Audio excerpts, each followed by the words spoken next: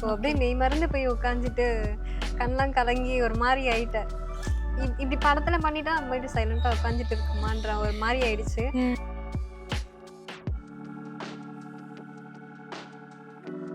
என்னடா இவன் இவ்வளவு ஃபாஸ்டா இழுத்துட்டு ஓடிட்டே இருக்கானே அப்படின்ற மாதிரி ரொம்ப ஆக்டிவிட்டா இருந்தாரு கேன்னு. அப்புறம் அங்க போயிட்டவர் தான் என்ன சீன் கேன் அப்படின்னு கேட்டா நம்ம சாட்டே வந்து அவ்வளவுதான் மீனாட்சி அப்படின்னு சொன்னாரு.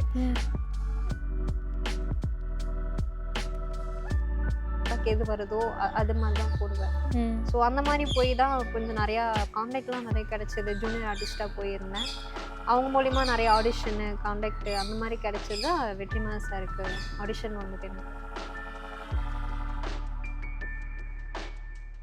நான் போற இடத்துலலாம் கான்டாக்ட் தான் வாங்குவேன். ஸோ ஆடிஷன் உண்மையா இல்லையா எனக்கு அது தெரியாது. ஸோ போற இடத்துல கான்டாக்ட் நிறைய வாங்கிப்பேன். ஸோ அந்த கான்டாக்ட் மூலிமா எனக்கு நிறையா ரெஃபரன்ஸ் வரும். வணக்கம் மக்களே, welcome to our channel in and out media. இன்னைக்கு நம்ம கூட வந்து காத்து வாக்கில் பேசுவோம்ல, யார் இருக்காங்க அப்படின்னா விடுதலை படத்தின் மூலயமா ஒரு பட்டிங் ஆர்டிஸ்டாக வந்து ஒரு கலக்கி இருந்த மீனாட்சி அவர்கள்.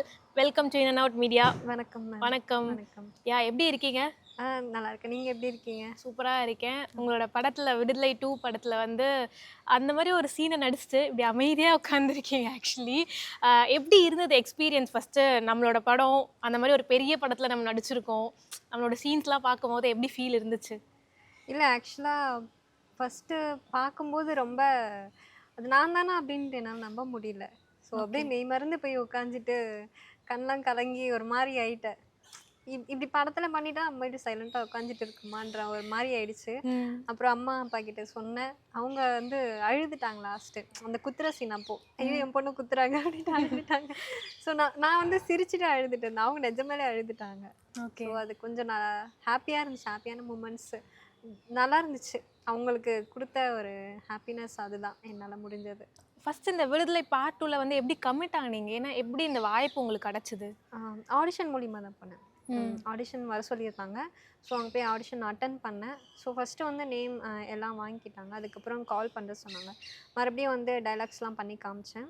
அதுக்கப்புறம் தான் வந்து சார் வந்து செலக்ட் பண்ணாங்க. ஓகே, இப்போ டைலாக்ஸ்லாம் பண்ணி காமிச்சேன். நீங்கள் ஆடிஷனில் பண்ணி படத்துலேயும் அது வெளியே வந்துருச்சு. இப்போ அந்த ஒரு சீக்வன்ஸ் லைக் கொஞ்சம் எங்களுக்காக ஏதாவது பண்ணி காட்ட முடியுமா? படத்தில் நடிச்சதா? படத்தில் நடிச்சதா அழுகிற சீன் தான். ரொம்ப அது அழுகிற மாதிரி இருக்குமே. பரவாயில்ல, ஒரு குட்டியா லைட்டாக ஒரு எமோஷனா கருப்பன் கத்துற சீன் அது.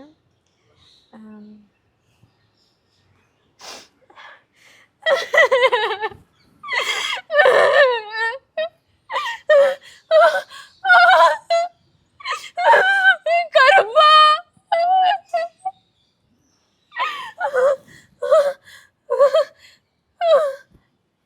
ஓகேவா? வேற லெவலுங்க. எனக்கு ஒரு மாதிரி இங்கே ஐயோ அப்படின்ற மாதிரி எனக்கு வந்து உங்கள் அம்மா இப்போ சொன்னீங்களே எப்படி உங்கள் அம்மா அப்பாவுக்கு ஃபீல் ஆகிருக்கணும், அது எனக்கு வந்து இப்போ பண்ணி காட்டும் போதே வந்து லைட்டாக அந்த ஒரு ஃபீல் வருது. ஆக்சுவலி டக்குன்னு கேட்ட உடனே அந்த அழுகை அந்த எமோஷன்லாம் அப்படியே வந்துருச்சு. வேற லெவல்.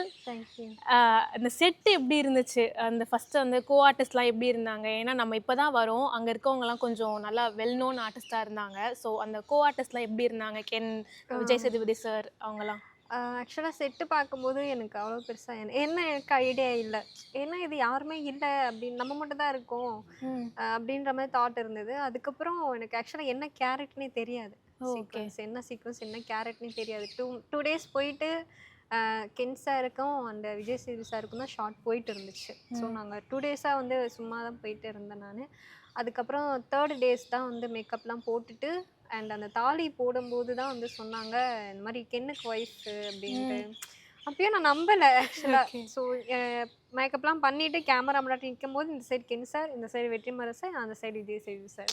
ஸோ நம்ம தானா அப்படின்ற மாதிரி ஒரு எக்ஸைட்மெண்ட், நடுவில் நம்ம தானா அப்படின்ற மாதிரி நானே எனக்குள்ள கிள்ளி பார்த்துக்கிட்டேன். கிள்ளி பார்த்துட்டு ஓகே நம்ம தான் அப்படின்ட்டு.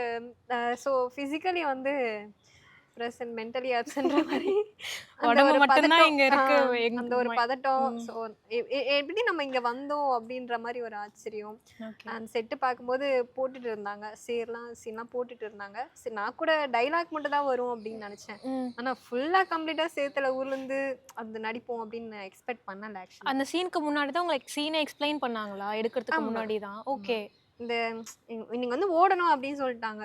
ம். கை பிடிச்சிட்டு ஓடுறா கென் அப்படின்ட்டு சார் சொன்னாரு. ஸோ கென்ன வந்து ஃபாஸ்ட்டாக விறுவிறுன்னு இழுத்து ஓடிட்டாரு என்ன. என்னால் ஓட முடியல சேத்துல. ஸோ ஃபர்ஸ்ட் டைம் அவ்வளோ சீக்கிரம் ஓட முடியாதுல்ல யாராலையும். இந்த 2 முட்டியும் ரொம்ப பயங்கரம் வலிச்சிச்சு. ம். என்னடா இவன் இவ்வளோ ஃபாஸ்ட்டாக இழுத்துட்டு ஓடிட்டே இருக்கானே அப்படின்ற மாதிரி ரொம்ப ஆக்டிவிட்டாக இருந்தார் கென்னு. அப்புறம் அங்கே போயிட்டவர் தான் என்ன சீன் கென் அப்படின்னு கேட்டா நம்ம சாட்டே வந்து ஓடுற அவ்வளோதான் மீனாட்சி அப்படின்ட்டு சொன்னாரு. ம். அங்கேருந்து மைக்கில் சொல்றாரு கென் சொல்லி கொடுடா பக்கத்தில் அப்படின்ட்டு சொல்வாரு. ஸோ ரொம்ப கேரிங்காக இருப்பாங்க. கேமரா எங்கெங்க இருக்குன்ட்டு அவர் தான் சொல்வார் எனக்கு ஆக்சுவலாக. நல்லா பார்த்துக்கிட்டாங்க. வெற்றிமாறன் சார் டிரெக்ஷன்ல நடிக்கணும் அப்படின்றதுலாம் பல பேரோட அப்படியே ஒரு ட்ரீம்னு சொல்லலாம். ஒரு டிரெக்ஷன்ல நடிச்சாலே அது ஒரு ஸ்கூல் மாதிரி ஒரு எக்ஸ்பீரியன்ஸ், அவ்வளோ எக்ஸ்பீரியன்ஸ் கிடைக்கணுவாங்க. இப்போ சின்ன சீனா இருந்தாலும் வெற்றிமாறன் சார் டிரெக்ஷன்ல நம்ம நடிச்சிட்டோம் அப்படின்ற ஒரு எக்ஸைட்மெண்ட் இருக்கும். அது எப்படி இருந்தது சார்? செட்ல எப்படி இருந்தாரு உங்ககிட்ட எல்லாம்? என்ன சார் வந்து காமனாக இருப்பார். நார்மலாக கேஷுவலாக இருப்பார். ஒரு அவர் டேரக்டர் அப்படின்ற மாதிரி எனக்கு தெரியாது. நார்மலாக நிற்பார். இவ்வளோ ஜஸ்ட்டாக நிற்கும் போது கூட ஐயோ டேரக்ட் நிற்கிறாருன்ற ஒரு பதட்டம் எனக்கு. அவர் அங்கே உட்காந்துருந்தாருன்னா நான் பின்னாடி போயிடுவேன். எங்கே இருக்காருன்னு பார்த்துட்டு அந்த ஒரு மரியாதை அவருக்கு. ஸோ அழகாக சொல்லி கொடுப்பாரு. அந்த ஒரு சீனில் வந்துருப்பாங்க அடிச்சுட்டு அழுகுற சீனு. ஸோ அவர் தான் வந்து அழகாக சொல்லி கொடுத்தாரு. இந்த மாதிரி தான் நீ பண்ணணும் அப்படின்ட்டு 2-3 டேக் அது போச்சு. நல்லா சொல்லி கொடுத்தாரு. ஒரு ஒரு போர்ஷனுக்கும் அவர் வந்து ரியாக்ஷன் பண்ணி கொடுப்பாரு எனக்கு. இப்படிதான் பண்ணணும், நீ குத்தும் போது இந்த ரியாக்ஷன் கொடுக்கணும். அவரே பண்ணி அவரே பண்ணி காட்டிடுவாரு. ஸோ அதெல்லாம் கொஞ்சம் நல்லா இருந்தது. பரவாயில்ல சார் நம்மளுக்கு சொல்லி கொடுக்குறாரு, நம்மளாம் எவ்வளவு புண்ணியம் பண்ணியிருக்கணும் அப்படின்ற மாதிரி ஒரு சந்தோஷம் எக்ஸைட்டடா இருந்துச்சு. ஓகே. விஜய் சேதுபதி சாரை பத்தி அவர் எப்படி இருந்தாரு? அவர் கூட பேச வாய்ப்பு கிடைச்சதா? அவ்வளோ பேச வாய்ப்பு எனக்கு கிடைக்கல. ஸோ ஷார்ட்ல அங்கே இருந்தேன். ஆர்டிஸ்ட் வந்து வெயிட் பண்ணுறாங்கடா என்ன பண்ணிட்டு இருக்கீங்க அப்படின்னு திட்டிட்டு இருந்தாரு. ஸோ யார் ஆர்டிஸ்ட்டு நம்மளை தவிர்த்துன்னு பார்த்தா விஜய் சேது சார். ஸோ கேஷுவலாக படுத்துட்டு இருக்க சீன் வரும் அவருக்கு. அவர் ஆக்சுவலாக சேத்துல அவ்வளோ கேஷுவலாக படுத்துட்டு இருந்தார். என்னடா இந்த மனுஷன் இவ்வளோ அழகாக படுத்துட்டு இருக்காரு. அப்போ அவர் எவ்வளோ லவ் பண்ணுவார் இந்த சார். அவரோட ஆக்டிங்கை அவர் எவ்வளோ லவ் பண்ணுறாரு. எனக்கு வந்து அந்த சேரு பட்டோன்னே நான் இப்படி தொடச்சி விட்டுட்டேன். ஐயோ சேராயிடுச்சு அப்படின்னு தொடச்சி விட்டேன். அதுக்கப்புறம் பார்த்தா சாரே வந்து படுத்துட்டு இருக்காரு, நம்மளாம் எம்மா தரோம் அப்படின்ற மாதிரி. சரி சேரு தானே அப்படின்னு நம்ம எடுத்து 4 இருக்கு. நானும் ஒண்ணுமே இல்லை 0 அப்படின்ட்டு இன்னும் நிறைய கத்துக்கணும் அப்படின்ட்டு அவர் ஒருத்தங்கிட்ட இருந்து ஒரு விஷயம் கத்துக்கிட்டேன். அவரும் பேசினாரு.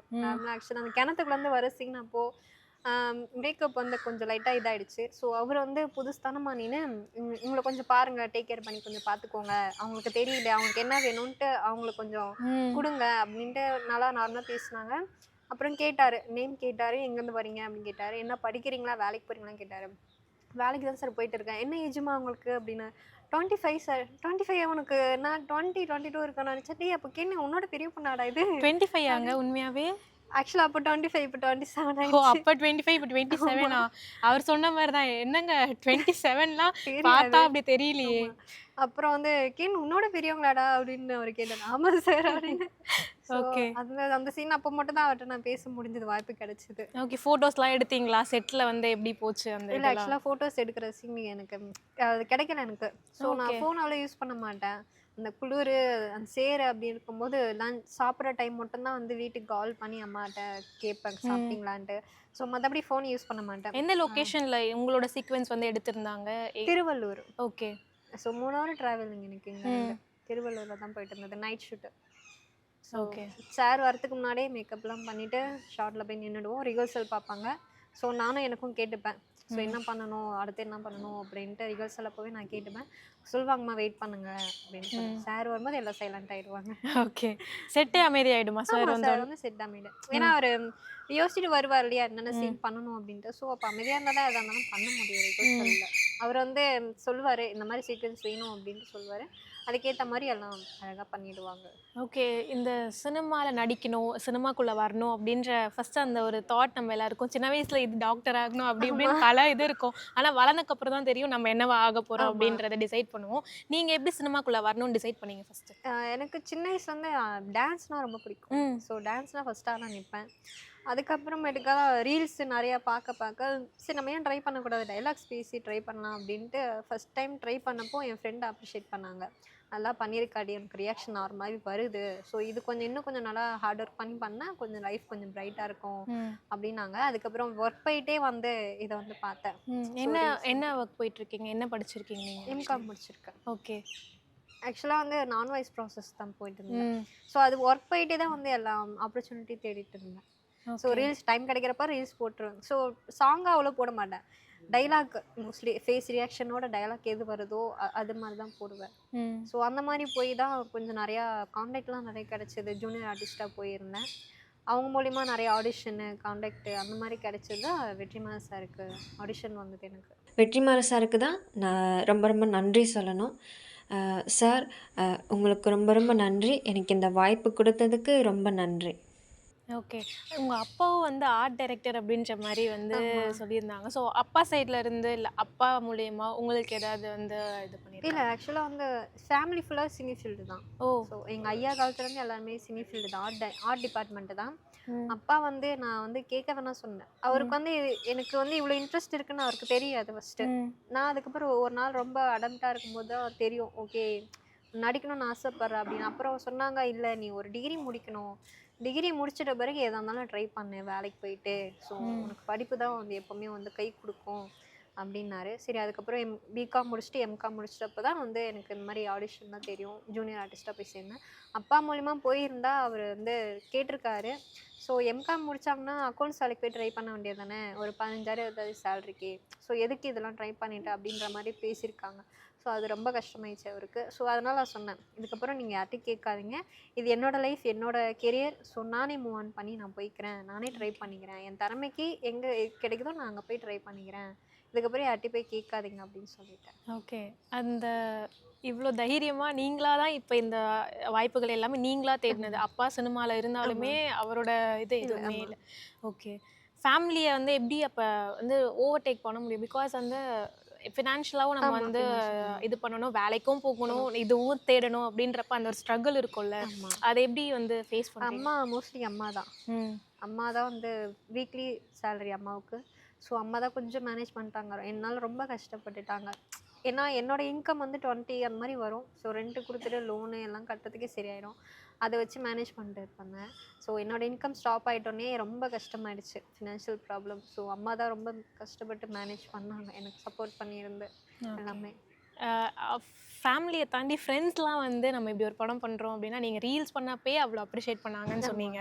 இந்த மாதிரி ஒரு படம் நடிச்சிட்டோம், அதுவும் விடுதலை மாதிரி விஜய் சேதுபதி சாரோட படம், வெற்றிமாறன் சாரோட டிரெக்ஷனு அப்படின்னா அந்த எக்ஸைட்மெண்ட்டு ஃப்ரெண்ட்ஸ் சைட்லேருந்து ஒன்று இருந்திருக்கும். ஆமா. அவங்களாம் படம் பார்த்துட்டு படம் ரிலீஸ் ஆனதுக்கப்புறம் என்ன சொன்னாங்க?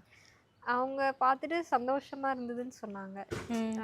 ரொம்ப சந்தோஷம்டி, உன்னை இவ்வளோ பெரிய பிக் ஸ்க்ரீனில் பார்க்குறது எனக்கு ரொம்ப சந்தோஷமா இருக்கு. ம். இன்னும் அடுத்தடுத்து நான் நிறைய படம் பண்ணணும் அப்படின்ட்டு. ஸோ எல்லா ஊர்லேயும் இந்த திருப்பூர், கோயம்புத்தூர் அண்ட் ஆந்திரா அங்கேருந்துலாம் ஃப்ரெண்ட்ஸ்லாம் வந்து எனக்காகவே போய் பார்த்துட்டு, அவங்க ஃப்ரெண்ட்ஸ்லாம் கட்டாயப்படுத்தி இழுத்துட்டு போய் பார்த்து நைட் ஷோ பார்த்துட்டு எனக்கு கால் பண்ணி சொன்னாங்க. ம். இன்னைக்கு கூட என் ஃப்ரெண்டு போய் பார்த்துட்டு, ரொம்ப சந்தோஷமா இருக்குடி, கங்க்ராச்சுலேஷன், இன்னும் நீ நிறையா பண்ணணும் அப்படின்ற மாதிரி. ஸோ அது எனக்கு ரொம்ப சந்தோஷமா இருந்துச்சு. ஓகே. என்ன மாதிரி ரோல்ஸ் பண்ணணும்னு நினைக்கிறீங்க? ஏன்னா டஸ்கி ஸ்கின்னாலே வந்து சில டைப் ஆஃப் அந்த ஆமா, க்ரைட்டீரியா வந்து கூப்பிடுவாங்க. வச்சுருவாங்க, ஒரு ஸ்டீரியோ டைப் வச்சுருவாங்க, இந்த மாதிரி கேரக்டர்ஸ் அப்படின்னு தான்.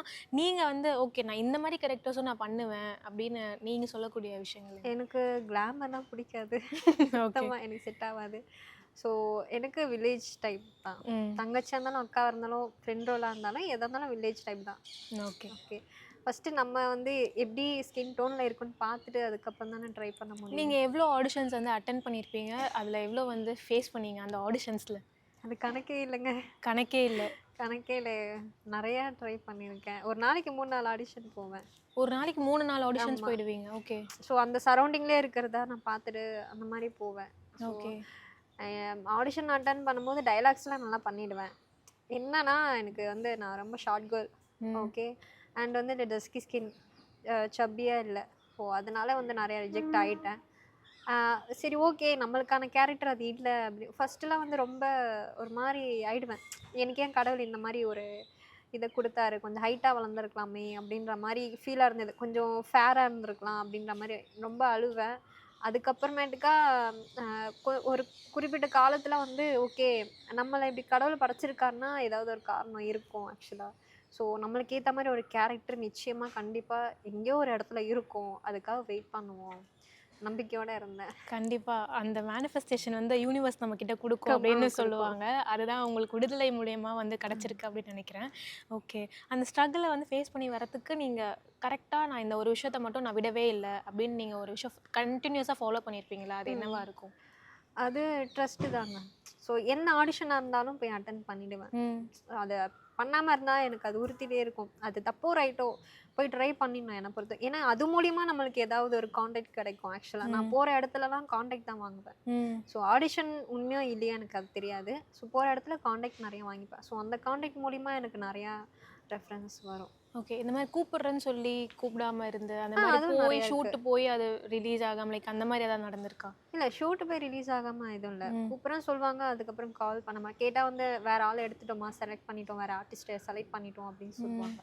ஓகே கொஞ்சம் ஃபேராக கேட்குறாங்க, செலக்ட் பண்ணிட்டோம் அப்படின்னுவாங்க. ஸோ அதை அப்படியே கேஷுவலாக விட்டுற வேண்டியதான். ஓகே.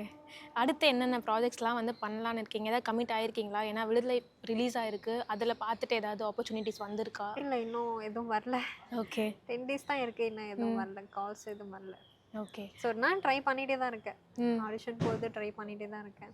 ஓகே. ரீசெண்டாக அட்டென்ட் பண்ண ஆடிஷன்ஸ் ஏதாவது இருக்கா? என்ன?